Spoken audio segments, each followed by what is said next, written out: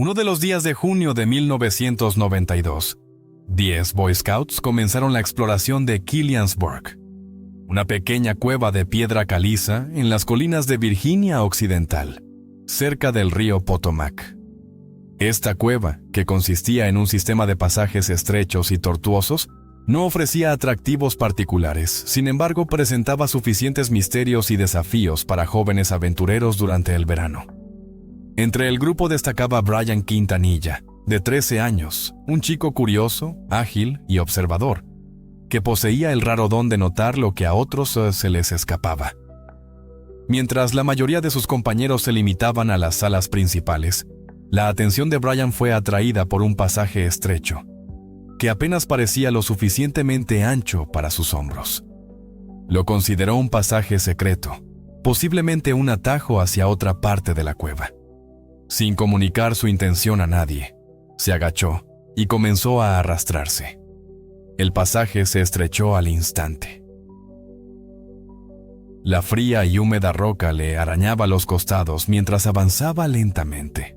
El conducto giraba en forma de L, y al llegar al giro, Brian se dio cuenta de que tendría que contorsionarse para pasar. Torció las piernas en un ángulo incómodo, hiperextendiendo las rodillas, y con dificultad logró avanzar.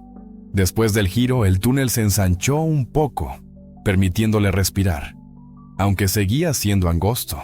Por un momento, lo invadió un sentimiento de triunfo por su audaz hazaña, pero este se desvaneció rápidamente. Al intentar retroceder, descubrió que estaba atascado. El giro por el que acababa de pasar lo había atrapado firmemente. El ángulo de sus piernas y caderas hacía que el movimiento de retroceso fuera prácticamente imposible. Sus intentos de retorcerse resultaron inútiles. El pánico se apoderó de él. Estaba solo, en lo profundo de un túnel que nadie había notado. Mientras tanto, en la sala principal, los demás scouts se reunieron al darse cuenta de la ausencia de uno de ellos. Toyn comenzaron a llamar a Brian y a rastrear sus pasos, pero sin saber que había entrado en el pasaje estrecho, continuaron buscando en las secciones más amplias de la cueva. En lo profundo de la roca, Brian escuchaba sus voces. A pesar de la dificultad para hablar en su posición retorcida, logró responder. Finalmente, lo escucharon. Su voz era ahogada y llena de miedo. Siguiendo el sonido, descubrieron sus pies sobresaliendo del estrecho túnel. Varias personas intentaron tirar de él con cuidado. Otros daban instrucciones, nada funcionaba. Estaba firmemente atrapado. Dentro, Brian luchaba por respirar. Su pecho estaba comprimido y sus piernas inmovilizadas en una posición dolorosa e hiperextendida. Cada intento de moverse le provocaba un dolor agudo en el cuerpo. Sentía mareos, náuseas y un terror inmenso. La noticia llegó a la líder de los Scouts, que era también la madre de Brian. Ella corrió hacia la cueva y se arrastró por el pasaje hasta que vio los pies de su hijo. Lo llamó por su nombre. Él respondió, asustado, llorando, pero consciente.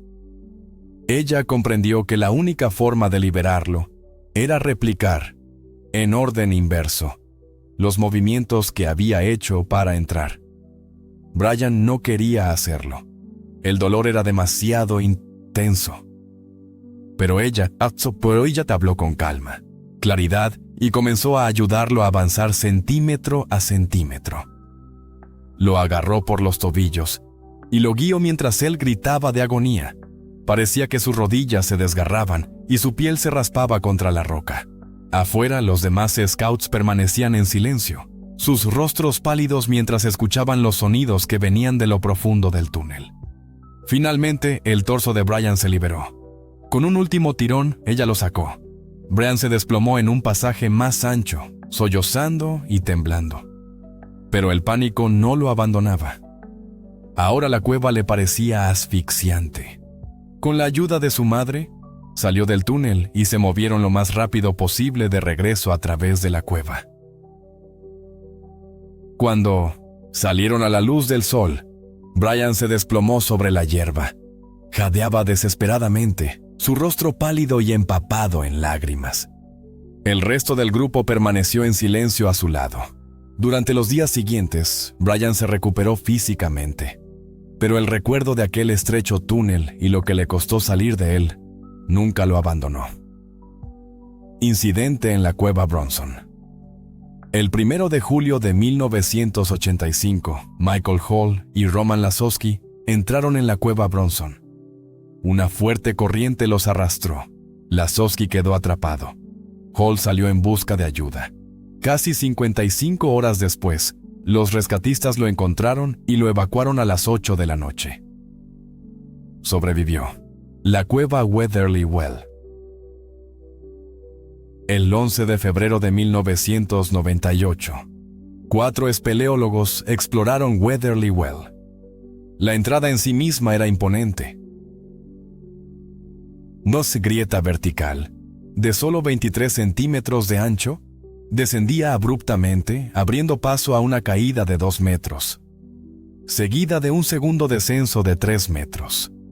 Esta grieta apenas permitía el paso de una persona, y la roca circundante era fría, húmeda e inhóspita. El pasaje detrás de ella, oscuro y sinuoso, era tan estrecho que podría haber causado preocupación incluso al espeleólogo más experimentado. Alan England, el mayor del grupo, de 63 años, pero el más menudo y ágil, se ofreció a ir primero. A pesar de su edad, estaba en excelente forma física y tenía décadas de experiencia en espeleología. Asegurando una cuerda como pasamanos, comenzó el descenso por la estrecha abertura. Encogiendo el pecho, girando los hombros, centímetro a centímetro, se abría paso a través de la roca inflexible. Su ropa se frotaba contra las paredes húmedas, y para cuando se deslizó por completo, Alan estaba empapado y respiraba con dificultad. Una vez dentro, el espeleólogo descendió a una cámara ligeramente más espaciosa y dirigió su linterna frontal para evaluar el entorno. Debajo de él habría un descenso vertical de 3 metros hacia la oscuridad profunda. La cueva serpenteaba y giraba, sin ofrecer la menor pista sobre sus extensiones futuras. Por mucho que Alan deseara continuar la exploración, comprendió que no podía hacerlo solo. Sin una segunda cuerda y sin ayuda desde abajo, era simplemente demasiado peligroso. Fue entonces cuando tomó la decisión de regresar. El ascenso de regreso por el descenso de 3 metros no presentó dificultades. Décadas de experiencia guiaron cada uno de sus movimientos.